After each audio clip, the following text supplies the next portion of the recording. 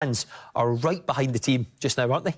Well, we talked before, didn't we, about the game, saying that when you've got players that you can believe in, then it's a two-way thing. The players have got to do things on the pitch that make the fans believe in them, and they're certainly doing that. And then it's this perfect marriage, and the atmosphere again was quite magnificent again tonight. And you need that, of course, when you, as they did at the weekend, go a goal down, and today when Villa went level, they respond. And it becomes a really good atmosphere for those players to play. And it got a little bit toxic around the end of the Wenger years. Now we're looking at, stepping on from Emery, and now it's Arteta. It's really his team. Yeah. And there's a belief that's forming, but it comes from those front players that Arsenal have. They give all those players the belief that we can get it into those guys, they'll score the necessary goals. Just wonder if the Arsenal of the last 2 seasons, would they have found a way to win like they did tonight, even against Fulham at the weekend? Well, I think that the character of Arsenal has always been the question mark, the massive question mark, for all the way from Martin's days where you really saw that grit of Arsenal. I think you're seeing that now. They come back at the weekend from Fulham. They responded today straight away within a minute, of the equaliser. So that character's running all the way through the team. It starts from Jesus, relentless pressing up front. Martinelli works hard, Saka works hard, and then you've got the midfield with people like Saka in there. So I love to see the character of the team in Arsenal. And I think that's going to, bode well for them throughout the season. Those battling qualities they talk about on Arsenal, did you see a bit more of that from Villa in the second half, Gabby? What you were crying out for? Yeah, I did see it. Aston Villa second half, they were throwing their bodies, making blocks. Mings, Konsa making blocks in the second half. And even in possession, they were more brave. You saw them keeping the ball, trying to create opportunities.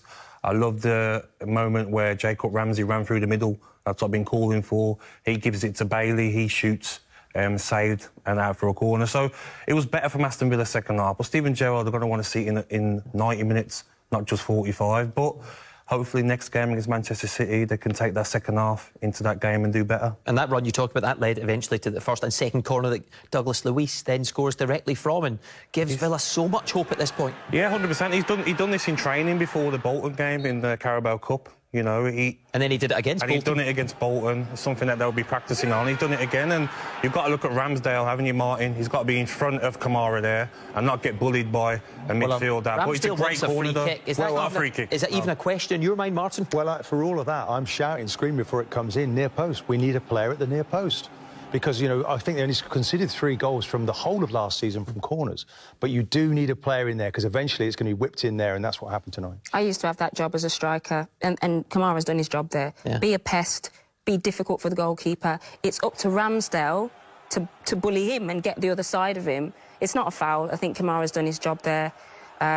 And got Villa back into the game. From this angle, it does look like Kamara does have his arms slightly round Ramsdale there, but it's not enough. It's just the wrong side. He's caught wrong side there. But I do feel that's position might be something they'll look at. They go through it to find details. I say they've been excellent in that area. So I expect them maybe to make an adjustment, because that you can get undone just with one. No matter all the marking that goes on, one ball has beaten everybody. It does look like Tomiyasu is about to drop back on that near post, then just doesn't compete for the ball. Well, maybe he's come off the bench. He's got a different set of instructions. If that's Ben White, maybe he's more attuned to that. That may be the situation. But nonetheless, it was a soft goal for Arsenal to concede. Then Villa need to consolidate, don't they? Hold on for a bit. 2.5 minutes later, Gabby, and they're behind in the match again. Yeah, I think, you've done so well to get the equaliser. What do? We were talking about it, weren't we, with that drop back, maybe get into a 4-5-1. But it's too easy here for Martinelli, Matty Cash. Got to get closer to him, stop that pass into Tomiyasu there. Then he gives it back to Saka. And can Matty Cash look at Martinelli? He's not looking at Martinelli. He's just standing at the back post, not looking. Goalkeeper can do better for me. Martin might disagree, but Matty Cash has to look at his man in the box. He's looking at nobody. You look here again now when Saka gets the ball, puts it into the back post. Martinelli can't be free like this. It's brilliant from Arsenal. We'll come back to Saka and the finish in a moment. Amy, what do you think on the goalkeeper? I mean, you don't have to be a goalkeeper expert to know he's got to do better there. If you're getting a hand to that, you've got to have a stronger wrist. He's had a poor game today, Martinez. The first goal, he's got to hold on to that. It's spilled out. Even if you're going to spill it wide. Yeah.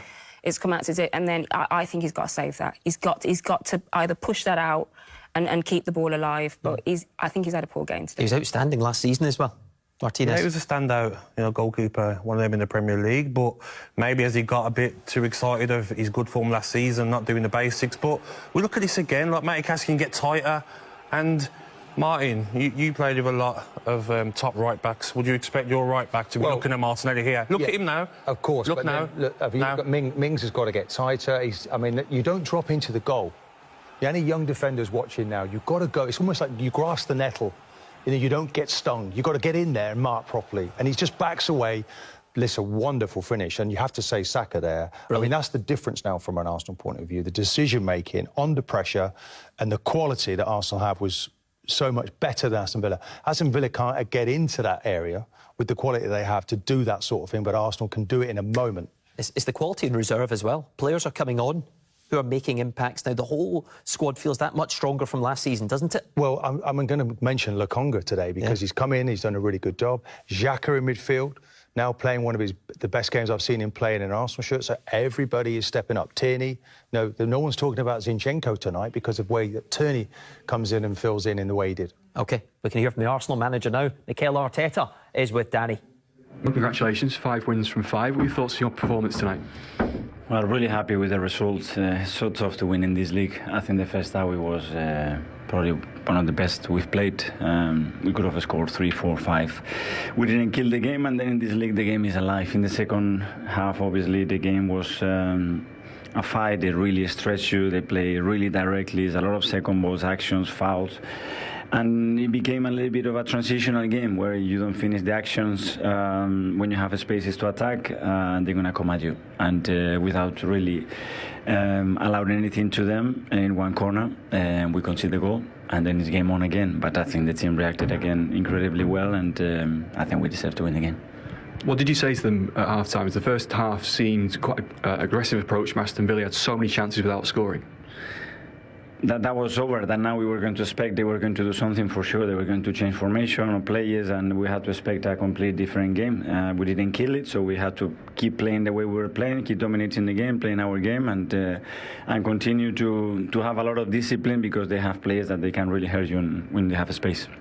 It's the second home game in a row where you've really responded to the opposition scoring. You must be quite proud of the response from your players.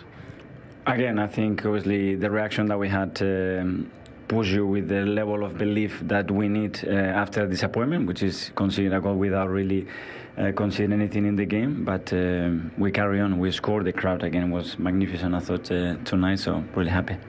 I have to ask about Martin Odegaard. Came off. How is he? It looked like he may have come off second best to the challenge from John McGinn. Yes, he was in pain. Let's assess him, but he had a little bit of pain, obviously, after that harsh challenge. These sorts of wins, same as Fulham, where it's gritty, it's attritional, it's physical. These are different kinds of wins that this Arsenal team are putting together. It's a different side to your team. Yeah, it could have been very different tonight, but obviously when the game turns in that way, you have to have the tools, the character, the resilience to respond to that, and I think the team did it again. And it's 5 from 5, a perfect start. How much further do you think you can take this run? Prepare the next one and go to Old Trafford and focusing on the performance, playing well, and the right to win the game. Well done tonight. Thank you. Martin, a pretty fair assessment. Could have been more. Villa stayed in the game, but they found a way. They did. And I shared his concern. All those opportunities created, only one goal. That was always the problem from an Arsenal team. I thought they actually a little bit tired. Then the substitutes came to the rescue. Again, we're talking about them. Nketiah, I mean, he's a player that's, I saw him at the weekend and he just seems to get better and better. I mean, a fan's favourite because he's trying to run into the channel and it opened the game up again and Holding coming on. So everything's going beautifully well for Arsenal right now. They played really well in the first half too, and Gabriel Jesus with yet another goal now. 3 goals, 3 assists already in his Arsenal career. Yeah, we talked about Jesus before the game. He's coming from a Man City team that have won so much and, he's the leader in the team now, he's confident and he's just an archetypal striker. He stays alive here, first to it, gets in front of Mings and then finishes it. But this is someone on form. He's already scored, as you said, twice. This is his 3rd and he's got assists as well. But his work rate off the ball as well is what keeps him alive. He's a real driver of this team. Yeah, great goal. But again, I think Martinez has got to do better there. Yeah, Gabby, you have said that the goalkeeper should do better, but just focusing on Arsenal right here, is he the type of player that can drag them up to that next level? 100%. For me, he's the sort of striker, Martin will know, playing a centre-half, that centre-halves must dread playing against, because most strikers don't anticipate that from Martinez spilling. He's there in front of Mings, he wants to get the goal, more than a defender wants to defend. And I really feel he can take Arsenal definitely into the top 4 this season. The only concern, Odegaard, if he's injured, it looks like he was suffering a bit after that challenge from John McGinn. No, I don't think it's too bad, precautionary perhaps, to take him off. Another big game, you know, Old Trafford is always a wonderful occasion, isn't it, Arsenal? Wasn't a great tackle, he got a yellow card for it. No, and I think it was... it came out of the fact that Gerrard really wanted his players to get stuck in tonight. We saw lots of that, no problems. Everyone playing for Steven Gerrard, I don't see any issues there. Maybe, obviously, there's a bad challenge, and the young man's had to go off, and he's been outstanding. The captaincy seems to have developed his game, seems to have taken him to another level, his vision now, and the goals he's scoring as well. So they need to get him back quick. Yeah, they need their captain. What about these games to come now? Next up, as you just said, Manchester United, another test, the kind of game you used to love. And then on the horizon, look ahead there, PSV at home. Sure, you'll be doing that game for BT Sport. You might see an old friend. Well, Ruud van Nistelrooy going head-to-head again. Yeah. I don't think he'll probably remember me, by the way. He's gone on to better things. He will not have forgotten you. I decided to work with you instead, Daryl, so... But we might be there. Will you go for a chat on the night? Will you go and see Ruud? Say hello. I haven't got a problem with anyone. Let's see if he's got a problem with me. The good thing is... there we go. Wine. There's the challenge. The good thing is all of those fixtures look good for Arsenal now, don't they? Yeah, I think it's going to be a big test against Man United. You know, Man United have just come off a great result against Liverpool. They'll be hungry to get another big result against, you know, a team in form. I think that's going to be a big test for Arsenal.